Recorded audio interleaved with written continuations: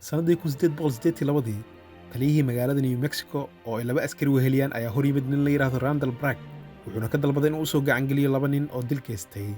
Si kastaba haatee Randall waa uu diiday inuu amarkan u hoggaansamo. Marka taliyuhu uu raggiisa ku amray inay nimankan soo qabtaan ayaa Randall uu xabad ku jawaabay oo taliyihii labadii askari ayuu dilay. Meel ka baxsan foodan, laba dagaalyahan oo Virgil iyo Everett lagu kala magacaabo ayaa xuduudda gobolkan ka soo talaabayay. Waxaa ayaga loo diraa inay xasiliyaan magaalooyinka ay foodadu haraysay.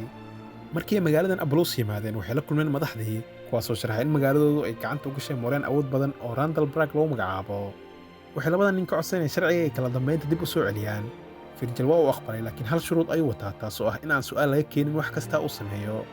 Hogaamiyaashii oo diidanaa inay arrintan aqbalaan ayaa waxaa waqtiga u soo gashay haweeney lagu magacaabo Tilda. Waxay markaa ka warbixisay in bar u dhawaa ay soo weerareen raggii Randall. iyadoo ay xaalad ku sii darayso ayaa madaxda magaaladan oo aan waddo kala haysan ay ku qasbanaadeen inay aqbalaan shuruudaha Virgil oo heshiiskan ay saxiixeen. Virgil iyo Everett oo isla markiiba baarka aada ayaa halkaas ku arkay raggii Randall oo foodowda. Waxay uga digeen inay joojiyaan waxa ay wadaan ama xabsiga loo taxaabi doono. Way ka dhaga adeegeen oo waxay sheegeen inaysan Virgil u aqoonsanin inuu yahay taliyaha cusub ee magaalada. Virgil wuxuu nimankan siiyey digniintii ugu dambeysay oo ahayd inaysan isku dayin inay qoryo la soo bixin ama u toogan doono. Markii la soo baxeen Virgil iyo Everett ayaa raggan meeshooda ku togtay oo meydkooda ka tallaabsaday. maanta xigtay Randall Bragg oo ciidankiisa la socda ayaa baarka u yimid Virgil iyo Everett. Virgil wuxuu ninkan si toos ah ugu caddeeyay inuu isagu haatan yahay taliyaha magaalada iyo inuu ka warqabo inuu yahay qofkii dilka u geystay taliyihii hore. Bragg markuu isku dayo inuu arrintan ka hadlo ayaa Virgil uu ka diiday wax gorgortan ah. Wuxuu sheegay in haatan wixii ka dambeeya isaga iyo raggiisu ay raaci doonaan shuruucyada uu soo saaro ama ay ku dambeyn doonaan jeelka ama xabaalaha. Kahor intuusan bixin Virgil wuxuu ninkan ku wargeliyay sharci cusub kaasoo ah inaan la ogoleen in hub lagu dhex sito magaalada dhexdeeda. saacado kadib waxaa magaaladan Abalos yimid haweeney lagu magacaabo Ali. waxay iyadu gashay maqaayad uu Virgil wax ka cunayay. waxay si xushmad leh ka codsatay inuu u tilmaamo hotel nadiif ah oo ay degto. Virgil ayaa u sheegay inay soo degi karto hotel ay ugu degan yihiin. dabadeed labada nin waxay arkeen dhowr qofood oo ay ka shakiyeen kuwaasoo magaalada dusha ka daawanayay. markay u tageen wuxuu Virgil xasuusiyey in isaga uu ka taliyo Abalos ee dhulka ku xiran. si uu awooddiis u muujiyo ayuu hogaamiyey kooxdan afka ugu dhuftay bastoolad oo wuxuu ku wargeliyay in Bragg uusan halkan ka talin. Ali oo hotelka soo degtay ayaa isla goobtan shaqo ka heshay. markii ay qaraacista biyaanada dhammaysay ay raggan soo ag fadhiistay. waxay Virgil weydiisay shaqadiisa oo waxay la yaabtay in raggan ay shaqadoodu tahay inay dadka dilaan. laakiin Virgil oo saxaya ah sheegay inay yihiin dad fiican oo cadaaladda ka shaqeeya. waxay kaloo weydiisay inuu isagu xaas leeyahay in kale. Virgil ayaa ku jawaabay inuu hore u lahaa laakiin uusan haatan waxba qabin. Gordon Virgil wuxuu ka falceliyay nin aflagaadeynaya mid ka mid ah shaqaalihii hotelka. ninkii ay si xun u garaacay ilaa uu Everett ka soo dhex galo oo uu ka fujiyo. maanta xigtay mid ka mid ah hogaamiyaasha magaalada ayaa Everett u yimid isagoo su'aal keenay sababta Virgil uu dadku garaacayo. Everett ayaa si degan u sharaxay in Virgil uu yahay qof xanaaq badan iyo in haddii ay rabaan in magaalada la xasiliyo ay tahay inay ceebihiisa aqbalaan. maalin iyagoo hotelka wada quraacanaya Virgil ayaa saaxiibkiis ku wargelin isaga iyo Ali ay isu soo dhawaadeen. marka Alina ay timid waxay si farxad leh Everett ugu sheegtay in iyada iyo Virgil ay qorsheynayaan inay guri ka dhistaan magaalada si ay ugu wada noolaadaan. Everett waa ula yaabay warkan balse si xushmad leh ayuu ugu hambaliyeeyey. intay quraacanayeen waxaa u yimid wiil dhalinyaro ah oo lagu magacaabo Joe Whitfield kaasoo raggan u sheegay inuu xaadir ahaa marka Randall Bragg uu taliyihii hore dilayay uuna diyaar u yahay inuu arrintaas maxkamadda ka hor caddeeyo. Virgil iyo Everett oo taxaddar muujinaya ayaa wiilkan dhowr su'aalood weydiiyey. markii ay hubsadeen inay daacad ka tahay ay Bragg soo qabteen si ay xabsiga u dhigaan. mid ka mid ah raggii Bragg oo arrintan arkayay ayaa xabad kor u riday si uu kooxdiisa u wargeliyo. markay kooxdii wada yimaadeen waxay arkeen Virgil iyo Everett oo goor horeba hogaamiyahooda qori ku haya. Bragg wuxuu raggiisa ku amray inay hubkooda dejiyaan oo iska laabtaan. markii saldhigga la keenay oo Joe arkay ayuu gartay inuu khiyaanay. wuxuu wiilkan ugu hanjabay inuu dili doono. Virgil ayaa Joe u ballan qaaday inuu difaacayo haddii uu ka dhabeeyo inuu ninkan ku markhaati furo. intuu Bragg xirnaa Virgil noloshiisa kale ayuu iska sii watay oo wuxuu bilaabay dhismaha gurigii isaga iyo Ali. si kastaba haatee waxay iyadu bilowday inay ka cabato inuusan waqti badan siin oo uu kaliya shaqadiisa ku mashquulo. isagoo niyad jabsan Virgil ayaa Everett u diray dhismihii gurigaas si uu u eego. markuu yimid Ali ayaa si diiran u soo dhaweysay. intay wada sheekaysanayeen ayay bilowday inay u soo dhawaato. waxay isku dayday inay dhunkato. laakiin Everett ayaa xasuusay inay dumaashidiis tahay. waxay ku jawaabtay in Virgil uusan joogin. laakiin Everett ayaa si degdeg u diiday oo meesha ka soo dhaqaaqay. markuu soo baxay wuxuu arkay raggii Bragg oo saldhigga u sii socdaa. isagoo garwaaqsanaa waxay damacsanayeen oo si degdeg ah saaxiibkiisa ugu laabtay oo garabkiisa ayuu istaagay. mid ka mid ah raggan ayaa ku dhawaaqay inay kaliya u yimaadeen inay Bragg wataan. Virgil wuxuu Everett ku amray inuu gudaha galo oo uu Bragg qori ku hayo oo uuna dilo haddii isaga la dilo. isagoo raggan wajahaya ayuu ugu digay inaysan dagaalamin ama uu dhammaantood baabi'in doono. kalsoonidiisa iyo deganaantiisa waxay nimankan ku kaliftay inay dib u fikiraan oo aakhirkii waxay ku qasbanaadeen inay iska noqdaan. Ali oo meel fog ka daawanaysay isla markii ay raggan bixin timid. gudaha ayay gashay iyadoo uu Virgil la socdo. Everett ma uusan fadeexin oo uu ka qariyay saaxiibkiisa wixii dhacay. si kastaba markuu uu meel baar ah tagay ayuu warkan la wadaagay haweeney kale.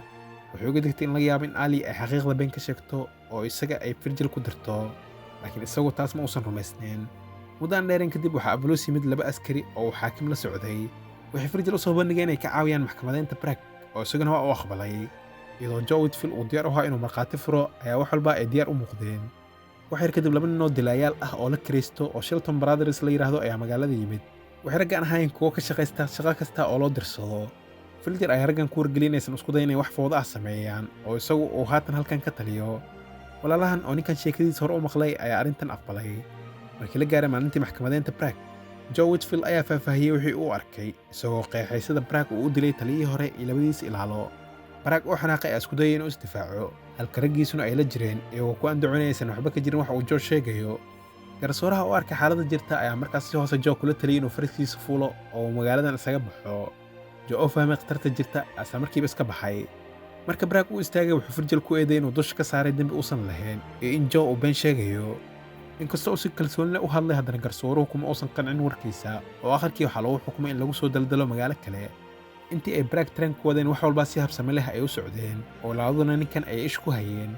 si kastaba markuu tareenku istaagay si uu biyo u qaato ayaa Shelton Brothers ay si lama filaan ah waddada hoosteeda uga soo muuqdeen iyagoo Ali soo afduubtay. waxay dalbadeen in Bragg la sii daayo iyagoo ku hanjabay inay haweenadan dili doonaan. isagoo garan lahaa wuxuu sameeyey ayaa Virgil uu amar ku bixiyay in Bragg la sii daayo si uu jecelkiisa u badbaadiyo. walaalihii waxay ballan qaadeen inay Ali sii dayn doonaan marka uu tareenku dhaqaaqo. laakiin isla markii Bragg la sii daayay ay ballantii ka baxeen oo Ali ay kaxaysteen. labadan saaxiibo oo aan weli quusan ayaa burcdan ka soo daba baxay. waxay muddo ahi socdaanba waxay soo kaxaysteen fardo oo waxay sii wadeen raadintii raggan. subaxdii xigtay waxay arkeen kooxdan oo webi agtooda ah saldhigatay. isla waqtiga koox reer miyi ah ayaa isu diyaarinaya weerar gaadma ah. Virgil iyo Everett ayaa u soo baxay inay Ali soo badbaadiyaan kahor intaysan wax rabshad ahi dhicin. aad bay u naxeen markay arkeen iyadoo qubaysanaysa oo la ciyaaraysa mid ka mid ah walaalaha Shelton. daqiiqado kadib kooxdii reer miyiga ayaa weerar soo qaaday. marka mid ka mid ah raggan uu damcay inuu Ali kaxaysto ayaa Virgil iyo Everett ay xabad ku dhufteen faraskiisa oo raggii kalena waxay ku khasbanaadeen inay dib u gurtaan. markuu arkay khatartan ay dhammaantood ku sugan yihiin ayaa Virgil uu heshiis ku meel gaar ah la galay walaalahan ee ku heshiiyeen inay isgarab istaagaan ilaa inta ay magaalada gaarayaan. walaalihiina way aqbaleen heshiiskan oo Virgilna wuxuu u celiyay qoryahooda si ay u dagaalamaan haddii loo baahdo. safarkooda ayay guda galeen oo habeenkii buuraha ay ku hodeen iyagoo dab shidanaya. waqtigaa mid ka mid ah walaalaha Shelton ayaa Virgil u sheegay in Bragg ay ku wareejiyeen taliyaha magaalo u dhoweed oo aysan ninkaas dilaaga ah dadka kusii dhex deen. Virgil oo jawaabay ayaa sheegay inay arrintaas tahay mid fiican oona ninkaas la macaamili doono marka uu magaalada ku noqdo. kadib Ali oo Virgil iyo Everett soo dhex fadhiistay ayaa raaligelin ka bixisay wixii dhacay. Virgil oo ka aamusay ayaa Everett u jeestay oo weydiiyey in Ali ay mar kale khiyaani doontay in kale. Everett oo si daacad ah u jawaabay ayaa sheegay in Ali ay tahay nooca dumarka ee mar walba ku dhacdhaca. iyadoo tan ka carootay Ali ayaa si lama filaan ah Everett ugu eedeysay inuu iyadu damcay. Virgil ma uusan rumaysan warkeeda oo Everett ayuu la jiray. markii dambe waxay raggan soo gaareen magaalo yar oo xasiloon halkaasoo Virgil iyo walaalahan Shelton ay isu diyaarinayeen inay is wajahaan. kahor intuusan dagaalkooda bilaabin Virgil wuxuu Everett u caddeeyay dareenka uu Ali u qabay.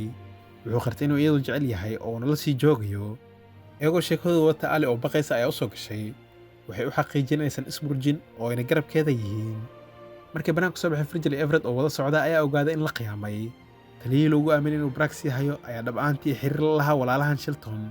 walaalihii Bragg iyo taliyihii ayaa raggan hareereeyay oo dabin u dhigay. waxay labadoodu ku khasbanaadeen inay 4 nin la dagaalamaan. israafaafeen adag ayaa ka dhex qaraxday. Virgil wuxuu maarayay inuu dilo taliyihii mid ka mid ah walaalihii halka Everettna uu walaalkii kala dilay. Bragg waxa u suurta gashay inuu carro isagoo faras wataa. markii xaaladdu kala degtay Virgil iyo Everett weli way noolaayeen laakiin dhaawac ayaa soo gaaray. Ali ordays ayaa timid oo waxay ka baqaysay inuu Virgil ka dhinto. muddo kadib dhacdadan waxay nolol socotay Virgil wuxuu dhammaystiray gurigii uu Ali u ballan qaaday. si buuxda uguma uusan bogsan dhaawacii lugtiisa soo gaaray oo waa uu dhintinayay. inkastoo uusan iloobin Ali khiyaanadeeda haddana ma uusan ka cadgoosan. maalmo kadib Virgil iyo Everett waxay heleen war naxdin leh. waxaa loo sheegay in Bragg loo fidiyey cafis madaxweyne. kibir dartiis Bragg wuxuu ku soo noqday Appaloosa. wuxuu yimid baarkii isagoo dadka salaamayay. wuxuu dul tagay miiskii Virgil, Everett iyo Ali oo wuxuu isku dayay inuu la heshiiyo. balse Virgil ayaa xusay inuusan rabin dilaa nabadiisa. subaxii Virgil wuxuu u tagay xaakinkii gacanta ku hayay kiiska Bragg. xaakinku wuxuu sheegay in arrintan aan waxba laga qaban karin oona cafiskana mar horeba la ansixiyey. marka Virgil uu soo noqday wuxuu Everett u sheegay wixii uu soo arkay. Everett oo warkan maqlaya ayaa sheegay inaysan cafiskaas darin oo ay ninkan gacantooda sharciga ku mariyaan. maalmihii xigay Bragg wuxuu furtay hotel qaali ah. dadkii ayuu ixtiraam u muujinayay balse xaqiiqatan lacagtii hotelkan xitaa waxay ahayd mid uu baad ku keenay. Everett mar uu hotelkan yimid Bragg ayaa si diiran u soo dhaweeyey. wuxuu Bragg sheegay inuu iska dhaafay dhaqmadiisii hore oo isaga iyo Virgil ay u soo jeediyeen inay la shaqeeyaan. laakiin Everett waa uu ka aamusay. waxaa soo baxday in hogaamiyaasha magaaladu ay haatan laftoodu Bragg la safteen. fiidkaas Everett iyo Virgil oo si degan u sheekaysanaya ayaa Everett uu ka dhawaajiyay inuusan magaalada sii joogi karin, halka Virgilna uu ku adkaysanay inuu aali darteed u sii joogayo. Everett oo saaxiibkiis u walsanaa ay ka baqayeen inay naagtaas ka tagto haddii ay xaaladdu isbeddesho. Virgil wuxuu sheegay inuu arrintan og yahay laakiin uu jaceylkeeda in la tiray. Maalmo kadib Everett wuxuu hoteelka Bragg ku arkay aali oo biyaano qaraacaysa, halka isagana uu ayada daawanaya. Markuu gadaal ka soo eegay wuxuu arkay iyadoo sii galaysa qolkii sare ee Bragg. Ma uusan u caroon, keliya iridda ayuu ku sugay. Markay soo degtay ay aragtay Everett oo dibadda ku sugaya, ma aysan la hadlin oo iska soo agmartay. Maanta xigtay Everett wuxuu macslaamay gabadh ay saaxiibo ahaayeen. Hadiyad fudud ayuu siiyey, wuxuuna qartay inuusan weligiis si sharci darro ah qof u dilin, laakiin maanta uu diyaar u yahay inuu sidaas sameeyo. Kadib wuxuu tagay hoteelkii Bragg, wuxuu miiska saaray darajadiisa oo wuxuu shaqaalihii u sheegay inay u wacaan booskooda. Markii loogu ciwaayay ayuu gudaha galay oo dharbaaxsho ayuu Bragg ku bilaabay, isagoo ka dalbaday inuu dagaal kula tartamo oo uu bannaan ku soo baxo. Ninkan waa uu cabsaday, balse waxaa loo sheegay in haddii uu soo bixi waayo meeshan lagu dhex dili doono. Braggna isagoo caraysan oo qori wata ayuu soo baxay si uu ninkan ula tartamo. Virgil oo goobtan soo gaaray ayaa arkay Everett oo waddada taagan, diyaarna u ahaa dagaal. Wuxuu isku dayay inuu saaxiibkiisa celiyo, laakiin Everett ayaa ka codsaday inuusan soo dhex gelin. Wuxuu Virgil u sheegay inuusan weligiis waxba ka codsan maanta ka hor, oo uuna keliya haatanka doonayo inuu gees istaagnaado. Isagoo fahmay go'aanka saaxiibkiisa, Virgil ayaa gadaal u degay. Qallaasana ayaa isla markiiba soo afjarmay marka Bragg uu isku dayo inuu qori adeegsado, laakiin Everett ayaa kala hormaray oo ninkan togtay oo Braggna dhulka ay ku dhacay isagoo meyd ah. Everett oo si degan bastoolad u xaraystay ayaa faraskiisa fuulay.